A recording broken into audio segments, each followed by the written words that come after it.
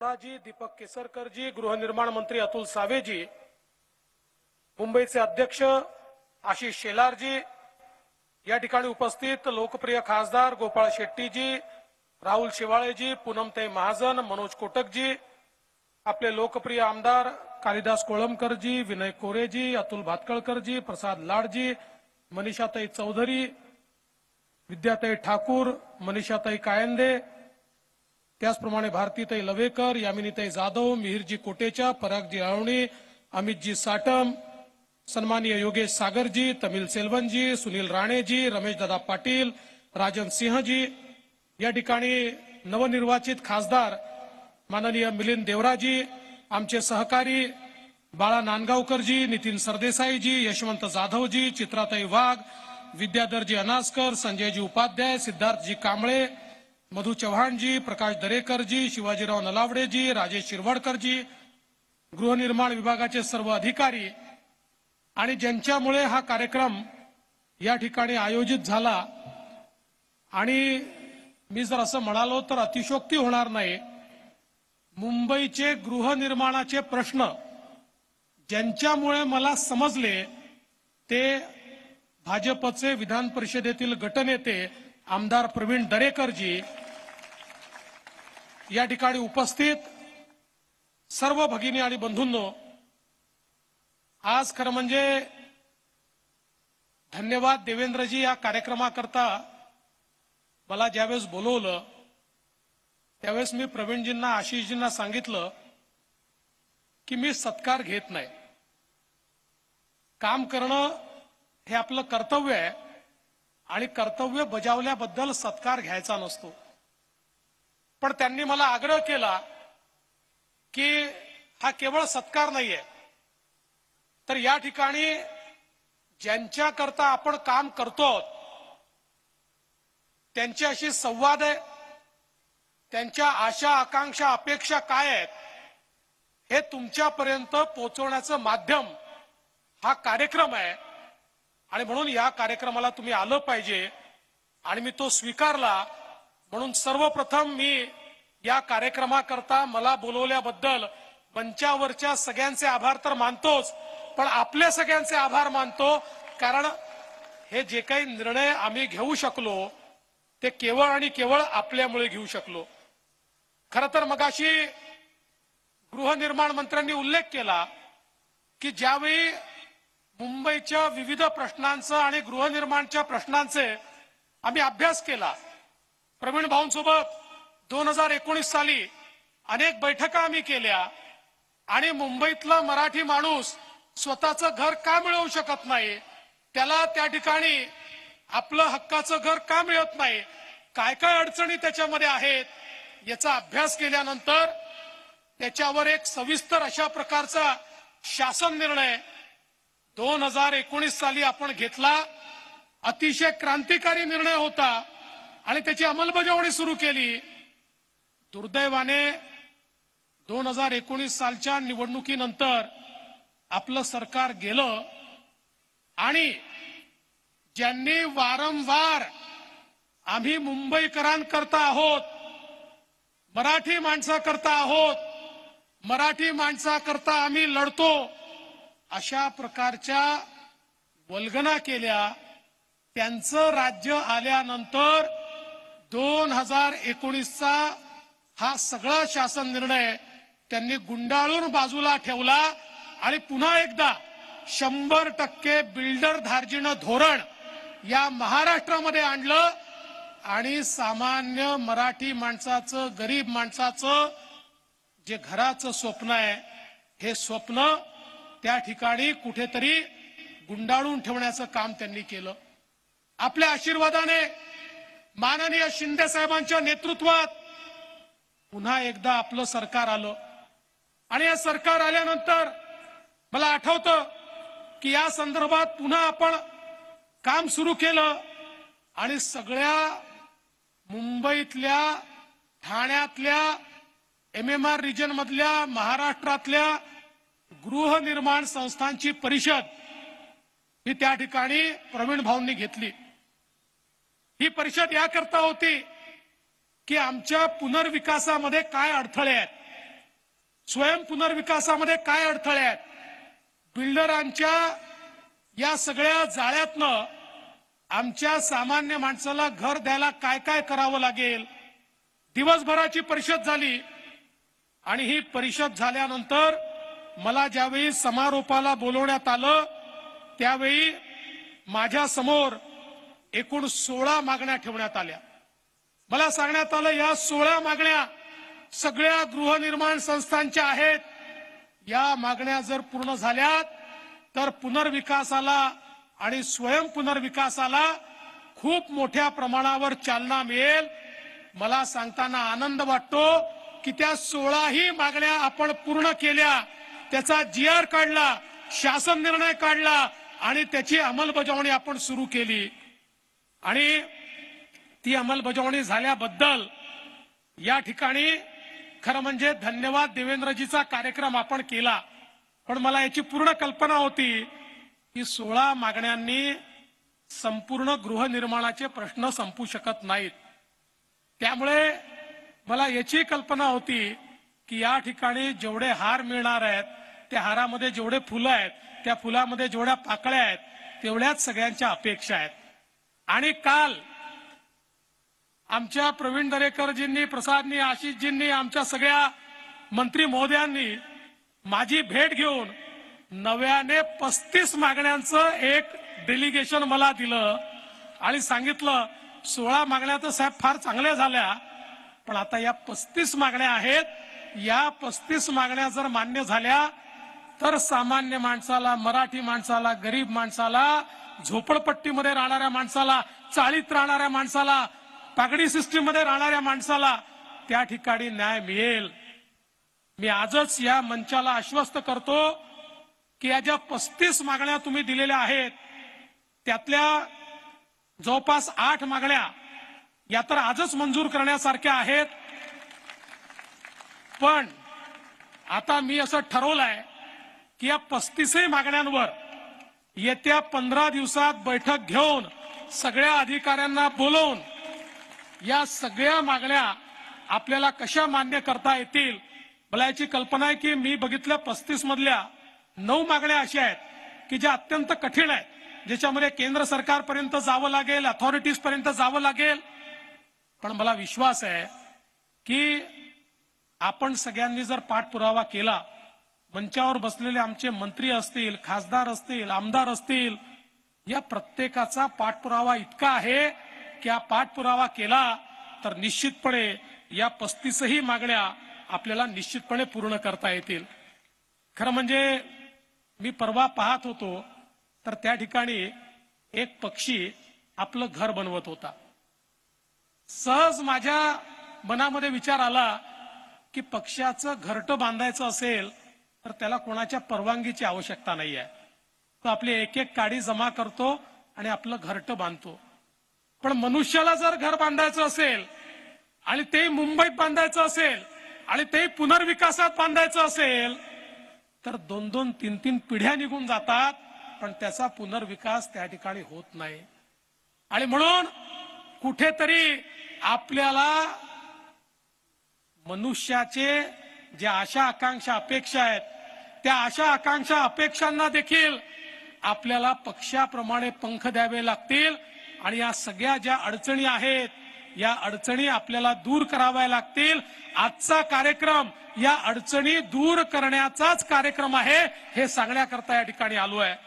आणि म्हणूनच पहिल्यांदा तर मला अतिशय आनंद आहे की या कार्यक्रमाकरता 8000 गृहनिर्माण संस्थांनी 25,000 वैयक्तिक लोकांनी रजिस्ट्रेशन केलं। मला ऐकून आश्चर्य वाटलं की आम्ही राजकीय पक्षाचा कार्यक्रम करतो, आम्हाला माहिती आहे कार्यक्रम करणं किती कठीण असतं, पण खरं ज्याचं दुखतं त्याला समजतं। आणि म्हणून आपल्या दुखण्यावर कोणीतरी इलाज करण्याचा प्रयत्न करतोय हे लक्षात आल्यामुळेच 8000 संस्थांनी रजिस्ट्रेशन केलं, 25,000 लोकांनी रजिस्ट्रेशन केलं आणि मला सांगितलं इतके निवेदनाचे गठ्ठे आले आहेत। पण मी तुम्हाला शब्द देतो, यातलं प्रत्येक निवेदन हे माझ्याकरता महत्वाचंच आहे। या प्रत्येक निवेदनावर आम्ही काम करू। आमचे दोन्ही पालकमंत्री असतील, आमचे या ठिकाणी गृहनिर्माण मंत्री असतील, आम्ही सगळे मिळून निश्चितपणे या ठिकाणी काम करू आणि लवकरात लवकर हे प्रश्न आपल्याला कसे सोडवता येतील याचा प्रयत्न करू। आज खरं म्हणजे ज्यांच्या घरी आलो आहे त्यांना देखील गोड बातमी तर द्यावीच लागेल ना। आपल्याला माहिती आहे अभ्युदय नगर, बाळाभाऊ, अभ्युदय नगरचा सीएनडीचा विकास हा अत्यंत महत्वाचा आहे आणि म्हणून इथे येण्याच्या आधी मी पहिल्यांदा माननीय मुख्यमंत्र्यांशी चर्चा केली। माननीय मुख्यमंत्र्यांना सांगितलं आपल्याला देखील अभ्युदय नगरचे लोक भेटले होते, त्यांची फाईल सगळी रेडी करून गृहनिर्माण मंत्री मी असताना सगळं त्याचं काम आपण पूर्ण केलंय। अतुल सावेंनी उरलेलं काम करून ती आता कॅबिनेट पर्यंत पोहोचवली आहे आणि मुख्यमंत्र्यांनी मला परवानगी दिली की माझ्या वतीनं तुम्ही घोषणा करा की पुढच्या कॅबिनेटमध्ये अभ्युदय नगरचं सीएनडीचं प्रपोजल हे कॅबिनेट समोर घेण्यात येईल आणि अभ्युदय नगरचा विकास हा त्या ठिकाणी सीएनडी पद्धतीनं, आणि केवळ अभ्युदय नगरच नाही, बांद्रा रिक्लेमेशन असेल, आदर्श नगर वरळी असेल, यांचं त्या ठिकाणी विकास हा करण्यात येईल। आमचे कालिदास कोळंबकरजी या ठिकाणी बसले आहेत। कालिदासजी बसले आहेत म्हणजे पोलीस महिलांचा विषय हा त्या ठिकाणी मांडल्याशिवाय ते राहणार नाहीत। आमच्या भगिनी आलेल्या आहेत। आपण 27 पैकी 17 वसाहती आता पोलिसांच्या म्हाडाकडनं विकसित करण्याचा निर्णय घेतलेला आहे आणि आमच्या पोलीस महिलांच्या मनातला जो निर्णय आहे तो देखील अंतिम टप्प्यामध्ये आणलेला आहे। लवकरच त्या संदर्भातली घोषणा देखील कालिदासजी आम्ही करणार आहोत, कारण मला माहिती आहे ती घोषणा केल्याशिवाय तुम्ही मला सुखाने जगू देणार नाही। कालिदासजींचा जो फॉलोअप असतो तो सकाळपासून रात्रीपर्यंत असतो। रात्री कधीतरी 12 वाजता मला फोन करतात आणि सांगतात माझ्याकडे सगळ्या महिला आलेल्या आहेत आणि आत्ताच्या आत्ता निर्णय करा। त्यामुळे आमच्या पोलीस महिलांचा निर्णय देखील आपण लवकरात लवकर करू। मला आनंद आहे इतके वर्ष या बीडीडी चाळींमध्ये आमचा मराठी माणूस ज्या ठिकाणी राहत होता त्या ठिकाणी खऱ्या अर्थानं 1990 पासनं विकासाच्या गोष्टी चालल्या होत्या, पण विकास होऊ शकला नाही कारण त्याच्यामध्ये वेस्टेड इंटरेस्ट होता। लोकांना ही प्राईम जागा दिसायची, तिथले माणसं नाही दिसायचे, तिथला एफएसआय दिसायचा। एफएसआय ज्यावेळेस मी मुख्यमंत्री झालो त्यावेळी आम्ही ठरवलं काय वाटेल ते झालं तरी बीडीडी चाळीचा विकास करायचा। आम्हाला एफएसआय ची चिंता नव्हती, आम्हाला त्या भिंतींमध्ये राहणाऱ्या लोकांची चिंता होती। त्या ठिकाणी 100 स्क्वेअर फुटामध्ये राहणारा आमचा जो सामान्य मराठी माणूस आहे याला घर मिळालं पाहिजे। पहिल्यांदा आम्ही निर्णय केला बिल्डर नको, या ठिकाणी म्हाडा त्याचा विकास करेल आणि त्या संदर्भात सगळे निर्णय घेतले। आता मोठ्या मोठ्या इमारती उभ्या होत आहेत आणि 100 स्क्वेअर फुटात राहणाऱ्या व्यक्तीलाही 560 स्क्वेअर फुटाचं घर हे त्या ठिकाणी आपण देतोय। आज त्या उंच इमारती पाहिल्यानंतर मला आनंद वाटतो की आम्ही केवळ मराठी माणसाच्या गप्पा मारल्या नाहीत, तर आज महाराष्ट्रातला सगळ्यात मोठा पुनर्विकासाचा प्रोजेक्ट हा कुठला असेल तर तो बीडीडीचा प्रोजेक्ट आहे की ज्याच्यामध्ये आपण काम केलंय। पीएमजीपी कॉलनी पूनम नगर असेल, अंधेरीतले काही वसाहती असतील, याच्याही विकासाचे प्रश्न हे म्हाडाच्या माध्यमातून आपल्याला करायचे आहेत। सुनील राणेजी गिरणी कामगारांचा विषय तुम्ही अत्यंत चांगल्या प्रकारे या ठिकाणी लावून धरलाय। मुख्यमंत्री महोदयांच्या नेतृत्वात आता पात्रता झाली आहे, आता त्यांचं घरांचं स्वप्न पूर्ण करण्याकरता आपण अतिशय गतीने या ठिकाणी काम सुरू केलं आहे। गोरेगावातल्या पत्राचाळीचा प्रश्न तर कित्येक वर्ष हा त्या ठिकाणी पेंडिंग होता, तो प्रश्न देखील आपण मार्गी लावला। वर्षानुवर्ष भाड्याच्या घरात राहणारे ज्यांचा एफएसआय काही बिल्डरांनी विकून खाऊन टाकला आणि ते मात्र बेघर राहिले आणि या ठिकाणी अनेक लोकांनी त्यांना गंडवलं, अनेक लोक त्यांना मोर्चामध्ये घेऊन जायचे, त्या ठिकाणी नारे द्यायला लावायचे, पण त्यांचं काम मात्र त्यांनी केलं नाही। ते काम देखील मार्गी लावण्याचं काम आपण या ठिकाणी केलं। आज खरं म्हणजे SRIचे अनेक निर्णय आपण त्या ठिकाणी घेतले, पुरातन बाधित सोसायट्यांचे लोकांचे निर्णय आपण घेतले, अनेक निर्णय आज आपण घेतोय।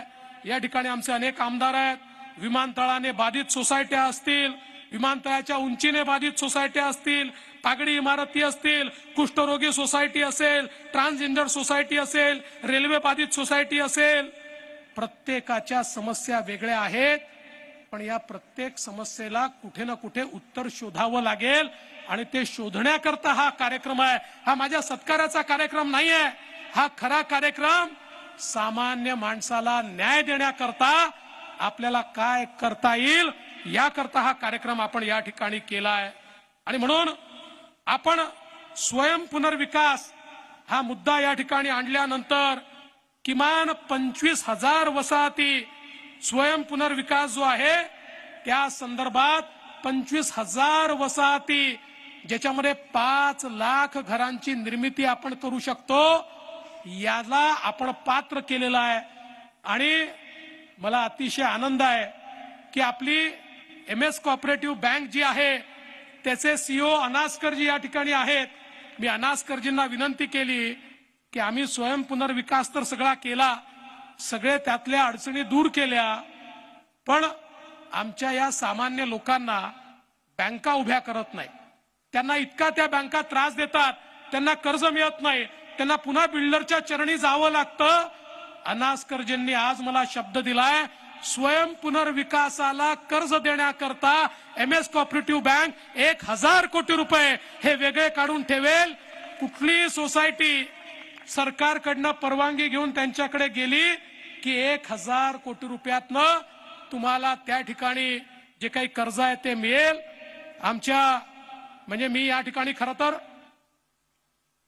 प्रवीण दरेकरांचं याकरताही अभिनंदन करेल की MS कोऑपरेटिव्ह असेल किंवा त्यांची मुंबई बँक असेल, यांना सोसायट्यांना अशा प्रकारे कर्ज देण्याचा अधिकारच नव्हता। प्रवीण भाऊ माझ्या मागे लागले, आम्ही RBI मध्ये गेलो, RBI गव्हर्नरला भेटलो, RBI गव्हर्नरला आम्ही विनंती केली की मुंबई बँकेसारखी बँक, इथे तर शेतकरी नाही आहे, यांच्याकडे पैसा आहे, गृहनिर्माण संस्था या सहकारी आहेत, त्यांना ते पैसे देऊ शकतात, तुमच्या निर्णयामुळे त्यांना देता येत नाही आहे। आणि RBI ने देखील तो निर्णय बदलला आणि त्यामुळे आज मोठ्या प्रमाणात आमच्या सोसायट्यांना त्या ठिकाणी जे काही कर्ज आहे ते कर्ज देखील देण्याचं काम आपण करू शकतो। आज अनेक गोष्टी या ठिकाणी सांगता येतील। एक छोटंसं या ठिकाणी आमच्या चारकोपच्या अभिलाषा सोसायटीचं उदाहरण आहे की ज्या ठिकाणी या स्वयं पुनर्विकासामुळे 290 चौरस फुटाच्या घरात राहणाऱ्या लोकांना 900 चौरस फुटाचं घर आता त्या ठिकाणी मिळत आहे। 4 मजले उभे देखील झालेले आहेत आणि आमच्या आमदार साहेबांनी त्याला खूप मदत या ठिकाणी केलेली आहे। आणि म्हणूनच हा सगळा जो खटाटोप आहे, हा मी असं म्हणत नाही की सगळे बिल्डर वाईट आहेत, चांगलं काम करणारे बिल्डर देखील आहेत, पण मोठ्या प्रमाणात फसवणूक देखील लोकांची झाली आहे। त्यामुळे लोकांना स्वाभिमानाने जगता आलं पाहिजे, लोकांना शाश्वती असली पाहिजे, दुसऱ्याच्या हातात मानगुट नाही। आता बिल्डरांकडे लोकांनी चक्रा मारायच्या नाही, सोसायट्यांकडे बिल्डरनी चक्रा मारल्या पाहिजेत। अशा प्रकारची व्यवस्था या स्वयं पुनर्विकासाच्या माध्यमातून या ठिकाणी आपण खऱ्या अर्थानं उभी केली आहे। आणि म्हणून 3 पिढ्या लोकांच्या बर्बाद झाल्या, आता अजून पिढ्या बर्बाद न करता मुंबईतल्या माणसाला घर मिळालं पाहिजे याकरता हा सगळा प्रयत्न या ठिकाणी आपण सुरू केलाय। आणि म्हणूनच मी या निमित्ताने एवढंच सांगतो की आज ज्या काही वेगवेगळ्या मागण्या आपल्या आलेल्या आहेत, मगाशी विषय आला की कलेक्टर लँडवर 15% आपण फ्री होल्ड करता घेतले। खरं म्हणजे कलेक्टर लँडच्या फ्री होल्डचा पहिले विषयच नव्हता, त्या फ्री होल्ड होतच नव्हत्या। मागच्या काळात आपण सरकार आणलं त्यावेळी असा निर्णय झाला की आपण फ्री होल्ड करू, मागच्या आपल्या युतीच्या सरकारमध्ये त्या फ्री होल्ड केल्या आणि 15% घेण्याचं ठरलं। नंतर मागच्या काळात हे आमचे गृहनिर्माण संस्थेचे सगळे लोक आले आणि त्यांनी विनंती केली की 15% जास्त होतात। मी त्यांना सांगितलं, सगळे बिल्डर लोकांनाच त्याचा फायदा मिळतोय, बिल्डर लोकच त्या ठिकाणी पैसा कमवतायत, फ्री होल्ड झाल्याबरोबर त्याची किमती फार वाढतायत. ते म्हणाले जिथे बिल्डर आहे तिथे सोडून द्या, पण जिथे आम्ही स्वयं पुनर्विकास करतोय अशा गृहनिर्माण सोसायट्यांना तरी तुम्ही त्या ठिकाणी सवलत दिली पाहिजे. आणि म्हणून आम्ही लवकरच 15%वरनं 5%वर स्वयं पुनर्विकासाकरता या ठिकाणी फ्री होल्ड चे पैसे आणू आणि त्यातनं या गरीब सगळ्या आमच्या लोकांना, आमच्या सोसायट्यांना मोठ्या प्रमाणात त्या ठिकाणी मदत मिळेल. खरं म्हणजे हे जे काही 30-35 वेगवेगळे मुद्दे आहेत, हे मुद्दे सगळे माझ्याकडे आहेत, पण उशीर देखील खूप झालाय, त्यामुळे मी त्या सगळ्यांचा उल्लेख करणार नाही.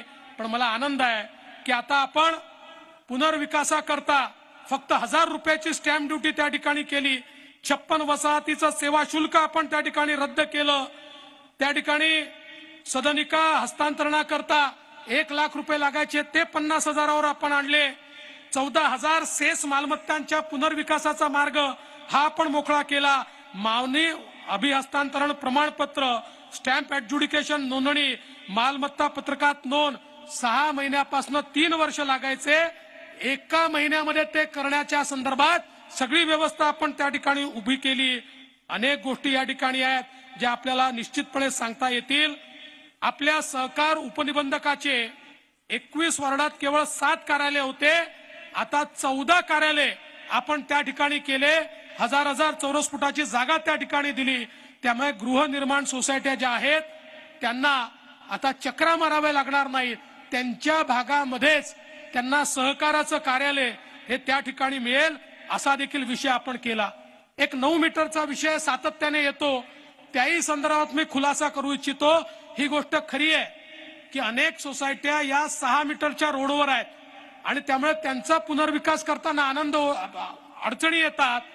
त्याही संदर्भात आम्ही मार्ग शोधून काढला आणि त्या सोसायट्यांना आता आम्ही सांगितलंय की त्यांनी पुनर्विकास करताना 1.5 मीटरचा सेटबॅक घेतला तर त्या ठिकाणी त्यांना पुनर्विकासामध्ये सर्व FSI उपलब्ध होईल, त्यांचा पुनर्विकास थांबणार नाही. त्यामुळे 6 मीटरच्या रस्त्यावरही आता ज्या सोसायट्या आहेत त्यांचाही पुनर्विकास पूर्ण पोटेन्शियलनी आता आपल्याला करता येईल अशा प्रकारचा प्रयत्न हा आपण निश्चितपणे सुरू केलाय.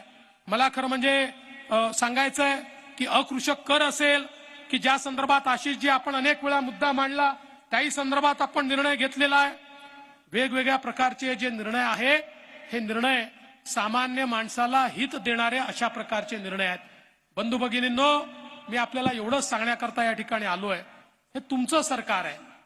या मुंबईमध्ये आम्ही बिझनेस करायला आलेलो नाही, धंदा करायला आलो नाही. मुंबईला सोन्याचं अंड देणारी कोंबडी समजणारे आम्ही नाही. ही मुंबई सामान्य श्रमिकाच्या श्रमाने उभी झालेली मुंबई आहे. ही मुंबई जे 10-20% लोक चकचकीत इमारतीत राहतात ही त्यांची मुंबई नाही आहे. ज्यांनी आपल्या श्रमानं आपलं छोटंसं घर तयार केलं त्याची ही मुंबई आहे. पण दुर्दैवाने आमचे राज्यकर्ते अनेक वर्ष हे विसरले. वर्षानुवर्ष राज्य केलं, BMCत राज्य केलं, अनेक ठिकाणी राज्य केलं, पण त्यांना कधी या सामान्य माणसाचा विचार पडला नाही. कारण त्यांना हे वाटायचं हा जो सामान्य माणूस आहे, चाळकरी आहे, हा जो छोटा छोटा घरांमध्ये राहणारा व्यक्ती आहे, जो झोपडीमध्ये राहणारा व्यक्ती आहे, हा तर आमची वोट बँक आहे. हा जातो कुठे? याला आम्ही काही दिलं नाही, नुसती आश्वासनं दिली तरी हा आमच्या मागेच येणार आहे. वर्षानुवर्ष निवडणुका आल्या की तीच आश्वासनं द्यायची, निवडणुकीमध्ये जिंदाबाद मुर्दाबादचे नारे लावायचे आणि निवडणुका संपल्या की त्यांना विसरून जायचं. पुढची निवडणूक आली की पुन्हा त्याच सभा, तीच भाषणं. असं 25-25 वर्ष तुम्ही बघितलं. पण गेल्या 10 वर्षामध्ये पहिले 5 वर्ष आणि आताचं 1.5 वर्ष हे आम्हाला मिळाल्याबरोबर जेवढे जास्तीत जास्त निर्णय घेता येतील ते निर्णय आम्ही घेतले. कारण आम्ही निश्चितपणे या ठिकाणी तुमच्या करता काम करतोय, सामान्य माणसाला घर देण्याकरता काम करतोय. रक्तामासाची माणसं ही आमच्या करता महत्वाची आहेत. FSI आणि TDR चे व्यवहार करणारे हे आमच्या करता महत्वाचे नाही आहेत. आणि म्हणून आमच्या तिजोऱ्या भरण्याकरता या ठिकाणी मुंबईतल्या मराठी माणसाला हद्दपार करणारे कोण आहेत हे मी सांगण्याची आवश्यकता नाहीये, पण आम्ही आता या मुंबईतल्या मराठी माणसाला हद्दपार होऊ देणार नाही. त्याला याच ठिकाणी, याच मुंबईमध्ये त्याच्या हक्काच्या जागेवर, त्याच ठिकाणी त्याला त्याचं हक्काचं चांगलं मोठं घर मिळालं पाहिजे. याकरता जे जे करावं लागेल ते माननीय मुख्यमंत्री एकनाथराव शिंदेजी यांच्या नेतृत्वात आम्ही सगळे लोक मिळून या ठिकाणी करू, हा विश्वास देण्याकरता मी आलो आहे. बंधू भगिनींनो, परिवर्तन सुरू झालंय ते दिसतंय. हजारो सोसायट्यांचा पुनर्विकास सुरू झालाय. ज्यांचा अडलाय तो देखील आपण सुरू करणार आहोत. मला ती मुंबई दिसते आहे पुढच्या 10 वर्षामध्ये की ज्या मुंबईमध्ये माझ्या समोर बसलेल्या सामान्य माणसाला अभिमानाने आणि स्वाभिमानाने स्वतःच्या घरामध्ये जगता येईल. हक्काचं घर हे त्याचं असेल. अशा प्रकारच्या मुंबई करता तुमचा आशीर्वाद घ्यायला मी आलोय. मला धन्यवाद नकोय, मला तुमचा आशीर्वाद हवाय. आम्हाला सगळ्यांना तुमचा आशीर्वाद हवाय. तुमचा आशीर्वाद द्या. तुमच्या आशीर्वादाची ताकद बघा. तुमच्या आशीर्वादाची ताकद ही इतकी जबरदस्त आहे की हे परिवर्तन आम्ही करून दाखवू, एवढाच विश्वास व्यक्त करतो आणि माझं बोलणं संपवतो. जय हिंद, जय महाराष्ट्र.